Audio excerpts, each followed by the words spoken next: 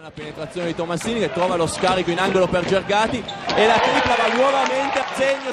Poltroneri prova la penetrazione e realizza. Bello poi il lob. Perugia si è messa a zona nel tentativo di arginare maggiormente l'attacco torinese dei piccoli avversari con un pallone. Però è impressionante la differenza di valori. Contatto duro di Wojciechowski su Chiaro. Tomassini esce dai blocchi, la palla finisce sotto a Baldirossi e si libera molto bene. Penetrazione di Baldirossi. Cutolo va in penetrazione, batte facilmente Vanita. 5-0 di parziale e adesso nuovamente un buon vantaggio. Considera valida la stoppata del giocatore